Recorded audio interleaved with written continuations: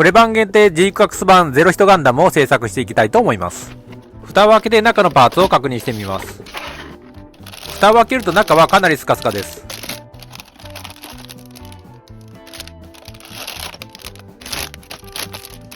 3袋と取扱説明書が入っています。取扱説明書は8ページからできています。実際に制作する部分は表の1ページと裏側の4ページ分です。腕や足は右左があるので同じパーツの流用ではないです。最後はビームライフルなどの持たせ方です。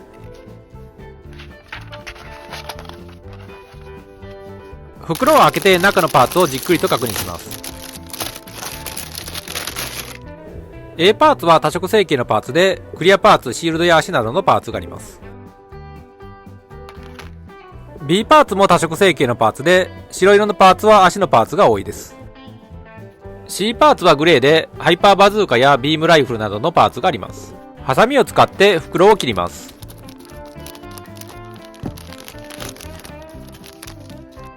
D パーツはシールドなどの赤色のパーツです。E パーツは黄色の部分のパーツになります。F パーツは足や腕などの黒色のパーツです。ショルダーアーマーや膝などのパーツがあります。I2のパーツは頭部のパーツになります。ビームサーベルのエフェクトパーツは SB13 です。ポリキャップの7番があります。あとはシールが2枚入っています。すべて並べてもこれぐらいのパーツ数しかないので、あまり時間はかからないです。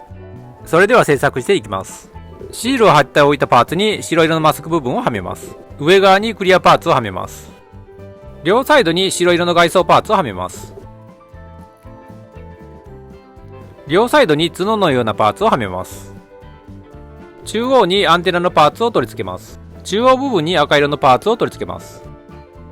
穴があるので首を取り付けるグレーのパーツをはめます。反対側からもう一つのパーツを取り付けます。襟の部分の白いパーツを取り付けます。背中の部分にパーツを取り付けます。下側から白いパーツをはめます。赤色のパーツを先にはめて上側に黒いパーツをはめます。突起部分にポリキャップをはめて胸部の横側に取り付けます。穴があるのでボールジョイント部分をはめます。反対側も同じようにはめておきます。この部分はかなり硬いです。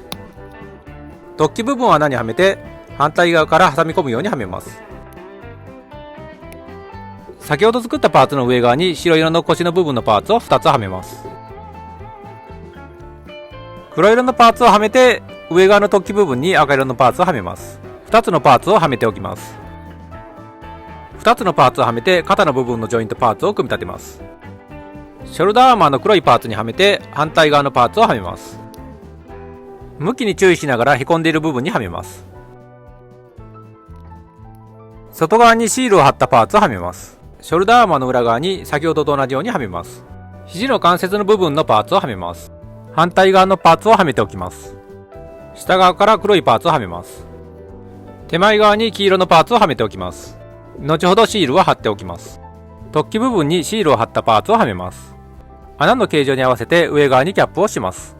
穴に白色のパーツをはめて反対側のパーツをはめます。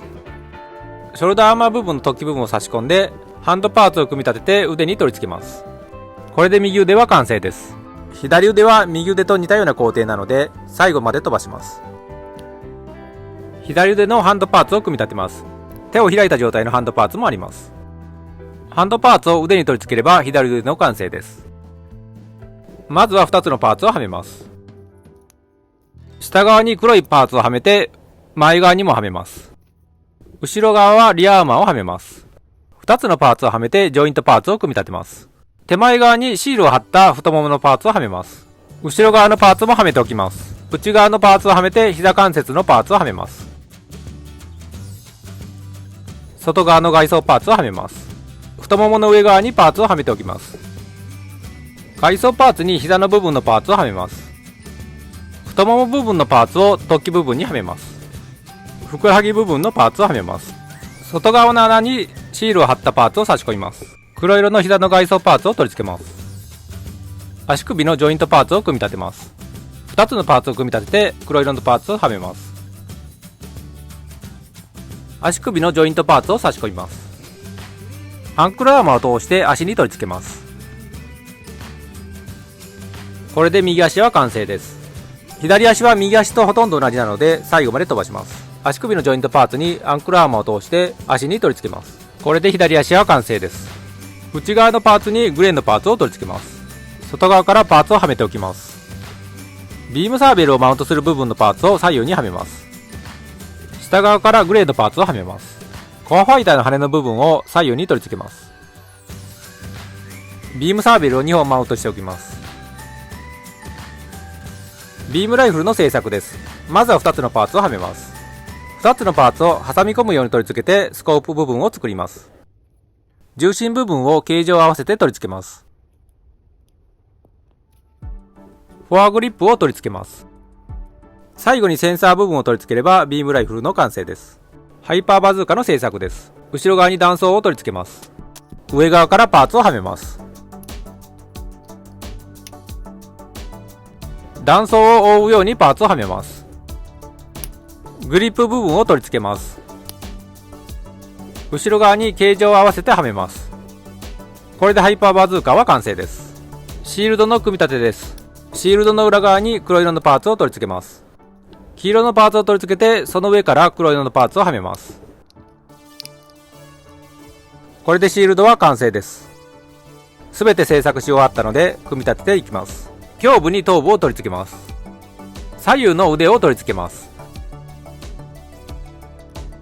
腰部のボールジョイント部分を胸部の穴にはめます。足のボールジョイントを腰部に取り付けます。反対の足も同じように取り付けておきます。バックパックの突起部分を背中の穴にはめます。これでゼロヒトガンダムの完成です。可動域です。頭部は上下に動きます。一周回すこともできますが外れやすくなります。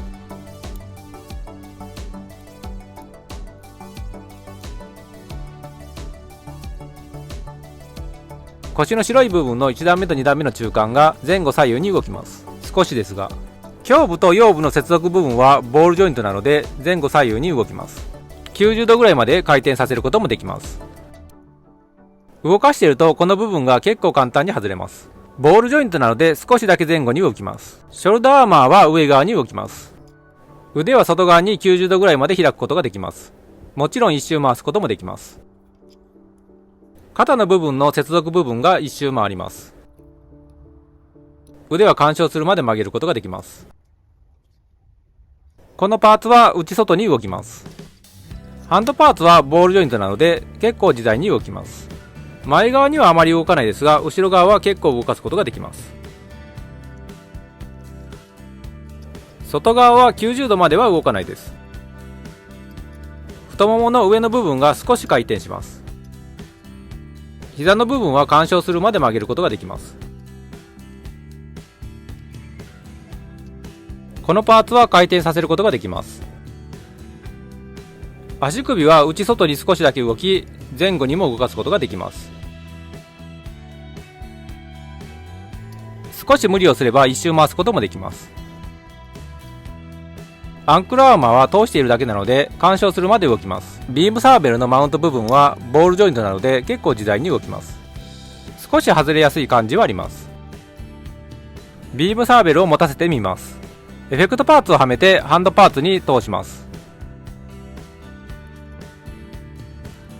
振ってみても動かないので保持力はあります。説明書に書いてあるポーズを取らせてみたら野球のバッティングみたいなポーズになりました。フォアグリップとスコープ部分は左右に動きます。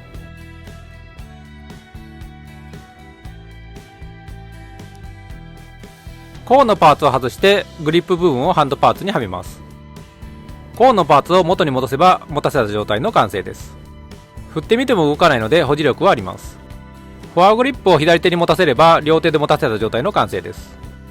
コーンのパーツを外してグリップ部分をハンドパーツにはめます。コーンのパーツをはめて肩に担がせれば持たせた状態の完成です。振ってみても動かないので保持力はあります。両手に武器を持たせることもできます。上側の穴にジョイントパーツをはめます。バックパックの中央の穴に突起部分をはめます。シールドをマウントすることができました。まずはカバーを外してこの部分のパーツを外します。シールド用のジョイントパーツをはめてカバーを元に戻します。シールドの穴に突起部分を差し込みます。これが2つ目のマウント方法です。ハンドパーツをシールドのグリップ部分にはめてコーンのパーツをはめます。ハンドパーツを腕に取り付ければシールドを持たせた状態の完成です。このシールドの持たせ方が一番かっこいいです。キットの感想です。肩の部分の引き出しのギミックはないですが、肘や膝はよく曲がります。腰の部分が簡単に外れたりあまり曲がらなかったりしますが、個人的にですが、ジークアックス版のガンダムの中では一番この機種がかっこよかったです。通常のガンダムのトリコロールカラーとは違い、黒色のボディが非常にかっこいいです。シールもあまり多くなく、パーツの段階で色分けはかなりされています。ご視聴ありがとうございました。次回の動画もお楽しみに。